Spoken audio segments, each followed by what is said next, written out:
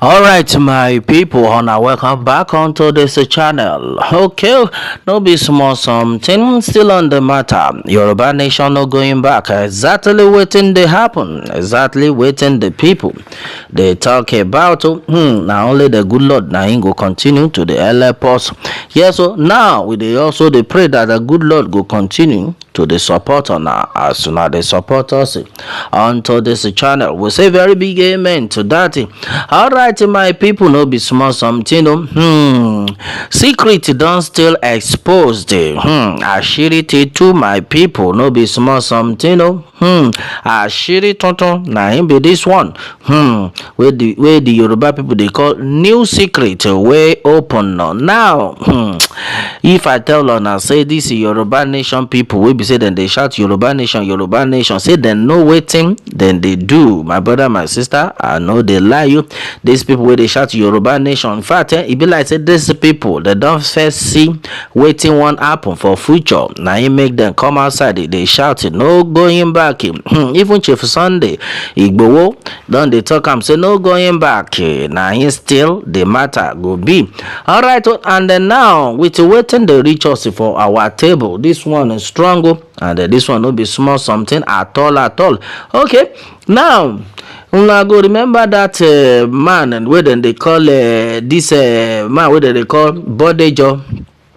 Now that man that they call the president of now be the president of the Meyeti Allah people. I know say and I go know that man. Yes. Now no say we they talk about how this man Meyeti Allah the president he was captured. They arrest him. In fact, the Englishman go say he was apprehended. Okay, exactly. Now still the same matter we they talk about. Now this man I get that time we be say they say them no arrest this man. We be say unto one bad thing. We be say then say him do. Okay, and then unto this man then arrest this man unto say him on his own come outside. They say he won't get his own military group. Okay, I know say now they follow. That time he come outside say he won't get his own military group, and then as he they auto say this military group say na them go they feed they protect them we be Fulani people. Okay, so that their own security outfit just like waiting the Kano organize it. Okay, that kind thing. Now himself can say himself gonna do him own. Now him the government can come outside. Say which kind thing though that time many people come outside the shout say hey, this one will be say this man say he want organize his own military group. So all these people they can never be trusted. This one will be say he say he want open and then form his own military group. Don't know say these people that they just they find way will be say they go take the kpai people up and down. They never even open their own military group self. Then they kpai our Yoruba people. They know they let our people they even they go farm. Not to talk of now. We be say they want open and then arrange their home. So everybody come outside say no, we no go gree.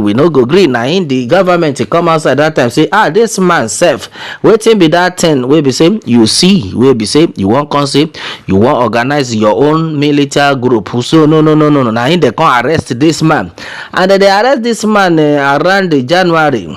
Now they arrest this man January 2024 this year. According to the news where they reach also, they say they arrest this man around the 23rd of January 2024. Now they take arrest this man. Say no, this bad group where you organize. Say we know they sure say now for the betterment of the country. Should be we get our Nigerian police, the federal police, everything. The Nigerian army then they supposed to be secure. Which one can be your own? We be say you can't they tell us say you want organize. Now this kind of thing ain't can they happen where everybody can they say hey Baba God now your hand with them this kind thing. So later the government can start to do investigation. They do investigation on they can see say this man. They will need to ask him say what thing be that thing where in see where make him even say him one organize his own military group. Say because at least waiting you go don't see be say you go don't see something where be say go make you say this our military group we must bring them out. na him they come ask this man. After they don't torture this man, you know wetin dey sup now. If they no torture you well, you no go fit open up. When the man don say, so omo, this wahala don too much, this biti don too much inside cell, na him the man come say, okay, abeg make una shey me jeje. Abeg make una take am suffer with me. I go open up, I go tell una wetin really happen. Na this man come outside come dey talk say the thing be say this thing wey be say I say I wan organize, wey be say una come arrest me, say the koko be say no be only me, na me send myself. Say e get somebody wey be say e dey sponsor the thing, wey be say e come push me, say based on say me na the president, na him the man come push me go front, say make me I represent it. And they come call out the person name. My brother, my sister, when we hear the name, everybody come fear. The person na him be the governor of Nasarawa state, according to wetin this man talk. Na see say no be small something. That is why I go dey always dey tell my people, Yoruba people, eji emasun. Now this man wey say he wan organize the own military group don come outside say yes, so make una shey me jeje. Say na the governor of Nasarawa state, na him be the man wey be say dey in charge of this wuruwuru creation of group, wey be say I can create. The president of the Meyetiala, wey everybody know as Bello Bodejo, in come outside, he don talk am say abeg, no be only me, no be my fault, according to wetin him dey talk. Of which the federal government don charge this man of terrorism. Okay, now understand wetin they charge him for. Now him be that too. Now they don't come outside say wetin happen, why him create it, and then him don talk am say, well, no be say him really wan create am, but the governor of Nasarawa state, na him be that man wey they call Abdullahi Sule. Okay, na him dey behind this creation, according to this man. And then according to him, he said him for not even listen like that. Say, but this man continue to the pressurize him. Say, Oga, you must create am, you must form this group. Now so the man they tell him that time. Say, because if he try say him no go obey, or he no go create, I say waiting in guy go see, he no go fit talk am. Now this man come fear. According to wetin they tell us, they can't say in fear. Now he can say, this man will be governor, we get all the power. If he say make them palaru, make them die. If he say make them die, make them palaru. Okay, you know what he mean. Because of that fear, now he can say, okay, he must cooperate. Now he can't cooperate. Say, but make them take am easy with them. Say now this governor, now he dead behind. My brother, my sister, the thing no tire on now. So now so he can't talk onto this matter. Now everybody can say, hey, now wow. So all these people with they call a governor. Now this kind thing, now him then even they do. Okay, now what can be the reason why these people can they organize this kind group?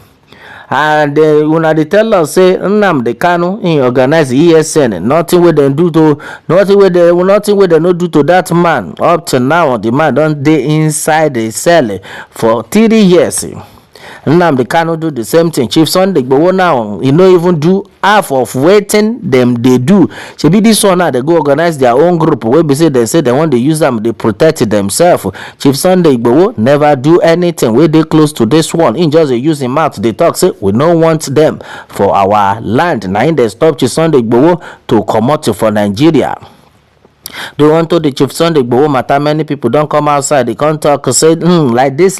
So we no go agree. Make Chief Sunday Igboho continue to stay outside the country. Say in father country, in fatherland, na there him supposed day.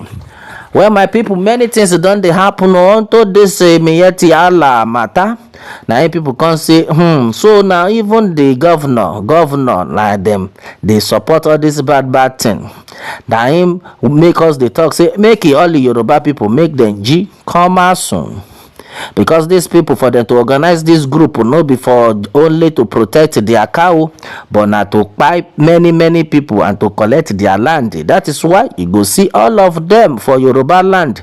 They no one leave Yoruba land alone. They no dey fear anything because dem get Baba Sàlè. Look at this kind man now. Na him they call Baba Sàlè. Okay, now this is Baba Sàlè wey they call Godfather for their side. Now he get the money to push them, to buy them sophisticated ibon. You know, understand? To give them sophisticated ibon ọ̀pá. That ọ̀pá wey be say dem take dey pànìyàn. He ready give them that thing. And meanwhile, if una remember well when we say our Yoruba people, when they organize the Amotekun, even till tomorrow wey I dey tell you, they no let the Amotekun use better ibon. The kind ibon wey the Amotekun dey use, e just be like that one wey be say you no even fit kill a cat. If you use that ibon face a cat go just dey shout meow, how are you, meow, how are you. May you know say that thing no go fit do anything to anybody. Ordinary cat itself, you know, fit kpai. Na him dey come say okay, they no go give our own Amotekun, but for Nasarawa state, for all those their side, they fit allow them, because all this their metia group wey they say they organize it, no be small ibon dem carry come outside. They say they wan pack give them, make dem take dey operate. But if no be say people come outside come shout say no, we no go fit allow this kind thing make it dey happen. Now the man don come outside to say make dem take am quietly and jejely, say no be him cause this thing, say make dem hold the governor of Nasarawa state, make dem hold am responsible, say na pressure, under pressure na him in dey wey this man take make am do that bad thing wey him do. Now my brother, my sister, wetin we dey talk about be say, as far as this Yoruba nation movement is concerned, don't make anybody no sleep, okay? Because these people, the kind plan wey dem get against the Yoruba people, no be small plan. Na plan wey be say e dey send people go their early down below. You understand? The CC50. Baba God, na your hand with dey. Yes, so my brother, my sister, na so e come be unto this one where I say make I let una know wetin dey sup, wetin dey happen for this our obodo. Omo Yoruba eji emasun. Alright, so na so e come be unto this one. If this one na your very first time where you dey join us on this channel, I beg you make you try to dey subscribe, to dey like, and even to dey help us dey share am, make it for go viral, so that every other people they go know wetin we dey talk about for this corner. Alright, na so e be till I come on our way next time. I say una bye for now.